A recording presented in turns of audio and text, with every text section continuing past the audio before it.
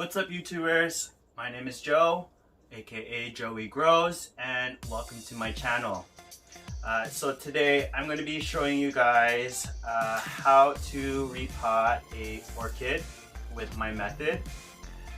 So just a little bit of a known fact with orchids is it's a very popular plant to be giving as a gifted, and it's a miniature size. And now normally when you get an orchid, sometimes they don't need to be repot, right? So, like in this case, it came in like a little plastic cup. I'm going to show you guys how I do it, especially with the method I'm going to be using. And the media that I'm going to be using today is LECA clay balls and some sphagnum moss. Now this one's already been pre-soaked, but the one I'm going to be showing you comes in a package like this right here. So some high quality sphagnum moss right here. Okay, perfect. So let's get started. All right, guys. So the first thing you want to do is you want to make sure you have an environment where it's going to be a little bit dirty. Is repot. Take out the pot here. Now you want to make sure you can get most of it out. Okay. There you go, very easy. Okay, now I'm gonna place them here just for temporarily. Hopefully it doesn't fall, so I'm just gonna let it here. Okay, so now you're gonna get your pot of choice. Now, just to give you an idea of like how to upsize a pot, if it needs to, is you always want to go about 1 inch to 2 inch wider. So in this case, this is the actual size of the original pot, and I'm upsizing to the square one, and it has a bit of a gap. So this is going to be good for about a year or two. The other thing is when you're uppotting, you want to make sure there's enough drainage holes. So in this case, it has quite a few holes in there, just like the original one has a small one here. So now what I like about this, and if you can, I like the clear ones because I like to see the roots itself, making sure that everything looks healthy. But in this case, I'm going to stick with this one here. Okay, so the other thing you want to do is you want to make sure you have your media ready. Now what I'm going to do here actually is I'm going to combine some LECA from the base. Okay. Now these are pre-soaked. Normally when you get something like this, they're not soaked, and on top of that they have a lot of dust, so you want to make sure you rinse them. All I'm going to do is I'm going to some sphagnum moss. Now what I like to do is I like to do some layers. Some people like to mix it. In this case, I'm going to create little layers. The reason why I put the clay at the bottom is one is to hold the base.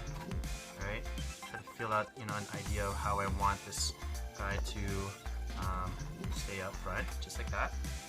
So this is pretty much a good base right here. And it also helps keep it from still, especially if you're going to use sphagnum moss like I am. So the next thing I'm going to do is I'm going to insert some sphagnum moss. So what I'm going to do is I'm going to place them in the corner just like this. And what I'll do is I'll keep it nice, not too compact, but just to give it a little bit of firmness to it. And then what I'll do is I'm going to rotate sphagnum moss to clay to sphagnum moss to clay. Okay. Sorry guys, I just got a little bit rambling on, but what we're doing here is you want to make sure that you're potting your orchid in the same type of environment that it is in the wild. Now, a little known fact about orchids is they are parasitic, meaning they don't actually grow on the ground like normal plants do. They actually connect themselves and cling onto trees, rocks, those type of things. So you want to create that environment. Now, does that mean you don't need to put it in a media? No, it definitely needs to cling on something. So if you're ever looking for something to repot it in, is you want to use things like orchid bark. In this case, I'm using sphagnum moss and clay balls. So yeah, that's just the idea with this. So the next thing I'm using here is, something to pack it down. Now I don't want to get it too compact, but I definitely need to make sure I can fill in the space with the clay and the moss, and I try to simultaneously add the two together. Now I did speed it up a little bit because it was, you know, the same thing, but the idea is what you're trying to do is when you're upsizing a pot for this, you want to make sure that you can give the roots enough more room for growth.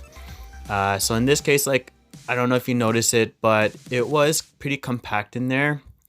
And I know for this type of plant, they like a little bit of root bound from my experience. But, you know, every now and then it's always good to repot it a little bit. And also, like, if you notice some root rot, that is usually a time to repot it if you need to. Now, a lot of times you'll see some people like breaking the media apart, especially from the original pot. You don't need to do it. I personally feel like if you do that, you cause a little more stress on the plant. So every time you repot a plant with the roots still, so I call them like root balls.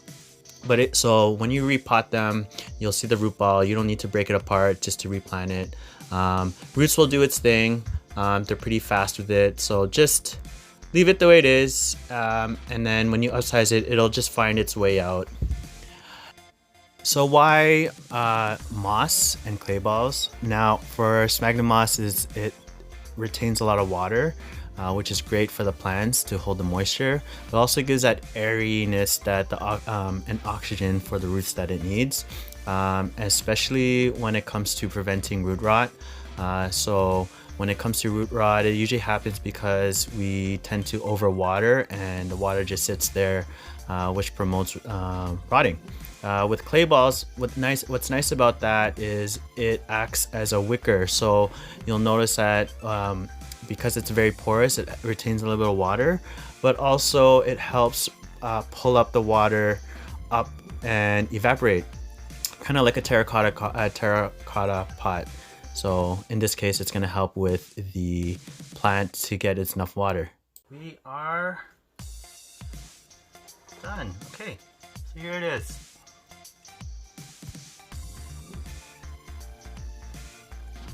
Alright guys, so that is it. Hopefully you learned something from that. So let me know what you guys think. Leave a like or a comment. If you have any questions or just anything you guys want any help on when it comes to plants, I will be there to do it firsthand. Or if you guys want me to try something new, let me know. Give it a little like and comment on the bottom. And again, please subscribe over here. I'd definitely appreciate it, okay? Alright, thank you guys, and I'll see you on my next video.